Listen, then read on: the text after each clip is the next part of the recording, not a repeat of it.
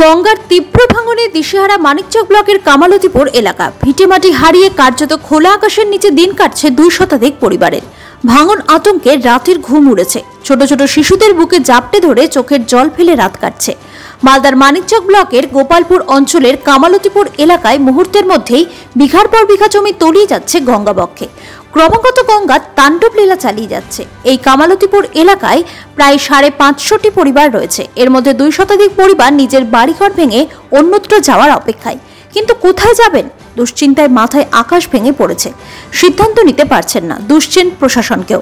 বৃষ্টি বাদলে ত্রিপল খাটিয়ে তার নিচে থাকবে সেই ব্যবস্থাটুকুও নেই বলে অভিযোগ তুলেছেন তারা। ঠিকভাবে পেটে খাবার পর্যন্ত জুটছে না। প্রশাসন থেকে শুরু করে জনপ্রতিনিধিদের বিরুদ্ধে অভিযোগ তুলছেন এলাকাবাসী। একের পর এক বাড়িঘর গঙ্গায় ধূলিসাৎ হচ্ছে, দ্রুত প্রশাসন ব্যবস্থা নিচ্ছে এমনটা দাবিও রয়েছে এলাকাবাসী। ভাঙনের এমন পরিস্থিতিতে এলাকার মানুষের জন্য পর্যাপ্ত ব্যবস্থার বার্তা দিচ্ছেন মানিকচক পঞ্চায়েত সমিতির সভাপতি পিঙ্কি মণ্ডল। দ্রুত প্রয়োজনীয় পদক্ষেপ নিয়ে ব্যবস্থা নেওয়া হবে, যা যা সহযোগিতা প্রয়োজন সবটাই করা হবে বলছেন পঞ্চায়েত সমিতির সভাপতি। আমরা এই খবরটা পেয়েছি, তার সাথে সাথে আমাদের ব্লক প্রশাসন আছে এবং পুলিশ প্রশাসন খোঁজখবরটা দেখে সেখানে গেছেন। সেখানে যাতে জনসাধারণের কোনো অসুবিধা না হয় সেটা মাথায় লক্ষ্য রেখে সকলকে সরে যাওয়ার নির্দেশ দেওয়া হয়েছে। এবং যে বাঁধ ভাঙন হচ্ছে সেখানে আমরা আমাদের ম্যাডাম ইরিগেশন দপ্তরকে বলেছেন, সাবিনা ইয়াসমিন মন্ত্রী ম্যাডাম বলেছেন, এবং কী পদক্ষেপ নেওয়া যাবে সেটা তো বড়টা। যাদের ঘর বাড়ি হয়ে গেছে তাদের অন্য জায়গায় ভালো একটা জায়গা সরকারি লাইন থেকে আমরা একটা পাট্টার ব্যবস্থা করব। তারা এখন এমনি যে কোনো ভ্যাসল্যান্ডে থাকতে পারে বা কিছু শুকনো ভালো জায়গা একটা দেখে নিয়ে থাকতে পারে। ত্রাণ সাফিসিয়েন্ট দেওয়া হচ্ছে। আরও আমরা আমাদের বিডিও সাহেবকে বলেছেন যেখানে সেখানে ত্রাণ লাগবে সেখানে দেবে। আর আমাদের জনপ্রতিনিধি হিসেবে আমাদের সাবিনা ম্যাডাম, আমাদের এমএলএ, আমাদের জনপ্রতিনিধি পঞ্চায়েত সমিতি আছে, পঞ্চায়েত প্রধান থেকে শুরু করে সবাই নিজেদের মতো করেও ত্রাণ দেওয়ার চেষ্টা করছে। তো আমাদের সাফিসিয়েন্ট ত্রাণ দেওয়া হচ্ছে, কোনো অসুবিধা নেই। ছোট ছোট বাচ্চা নিয়ে গঙ্গার ধারে আছি, জায়গা জমিন সব কিছু চলে গেছে। আমরা তিরপাল আর চাল আমরা কিছু চাই না। আমি সরকার থেকে আমরা একটা সহ্য একটা চাচ্ছি, একটা কলোনি করে কোথাও আমাদেরকে। হ্যাঁ, বাচ্চা নিয়ে আমরা কোথায় যাব? নদী ভাঙছে, আমার নাম ফিরোজা বিবি, ডেলি ভাঙছে, আমরা কোথায় যাব? আমাদের মসজিদ চলে গেল, আমাদের ভিটা বাড়ি চলে গেলো, সাই সম্পদ সব কিছু চলে গেল। আমার ছোট বাচ্চা আছে, কোথায় যাব নিয়ে? বাড়ি ঘর ভাঙলো, 200-250 বাড়ি ভাঙে গেল। এই নদী খানাতে আমরা বাস করছি, কোথায় যাব? একটা ব্যবস্থা করেন তোমরা।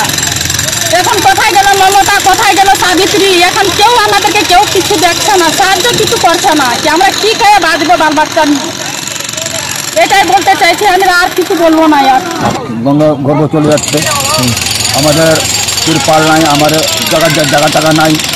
আমরা যেখান থেকে যাব আমাদের কোনো এখানে আমাদের কোনো নাই, মালিক নাই যে আমাদেরকে নিয়ে যাবে।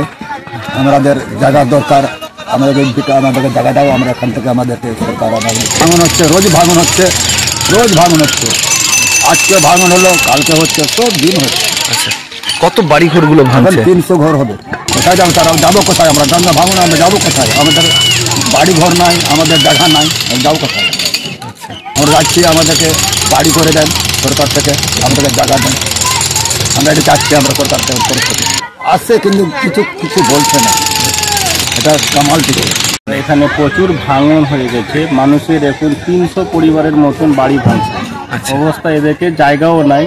আমি সরকারের কাছে আবেদন করেছি, প্লাস বিডিওর কাছেও বলেছি এদেরকে কোথায় ভেস্টে হলে কমপক্ষে মনে হয় জায়গাটা থাকার মতন জায়গাটা চাইছি।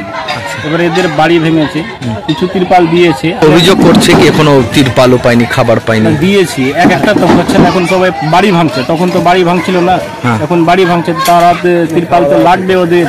এটাই অভিযোগ তো করবে মানুষ। দেখতে পাচ্ছেন অবশ্যই অলরেডি বাড়ি 300 পরিবারের মতন বাড়ি ভেঙে নিয়েছে। ওখানে 550 পরিবার আছে। হ্যাঁ, ভাঙন প্রচুর হচ্ছে, তো মনে হয় চলে গেল একদম অনেকটা। আমাদের বড় মসজিদ আছে, এখানে এডুকেশনের কাজ করতে বলেছি, এখনো কোনো খবর নেই। আমি জানিয়েছি, এডুকেশন অফিসেও জানিয়েছি কি কমপক্ষে আমাদের মসজিদের এমার্জেন্সি কিছু কাজ করলে হয়তো রক্ষা করা যাবে, সেটুকু হয়নি এখনো। এদেরকে গ্রামের আমাদের লোকজনকে কোথাও একটা ভেস্ট জায়গার মতন দিয়ে দিলে এটাই খুব সুখী হবো। আগে তো আনন্দের কথা নাই কিছু, এখন মানুষ দুঃখের বিষয়। পাথর ছাড়াই প্রতিকার সম্ভব। মালদার প্রাচীনতম ভৃগু বংশ জ্যোতিষী পণ্ডিত এস শাস্ত্রী। দাম্পত্য সমস্যা, বিবাহে বাধা, ব্যবসায় অবনতি, পরীক্ষায় অকৃতকার্যতা, ভাগ্য গণনা, গোষ্ঠী বিচার, ঠিকুচি গোষ্ঠী এবং মৃত্যু ছাড়া সকল সমস্যার সমাধানের জন্য যোগাযোগ করুন জগদম্বা জ্যোতিষ কেন্দ্র, বিবেকানন্দ স্কুলের পাশে, মালদা। মোবাইল 09730278332 অথবা 09332056956।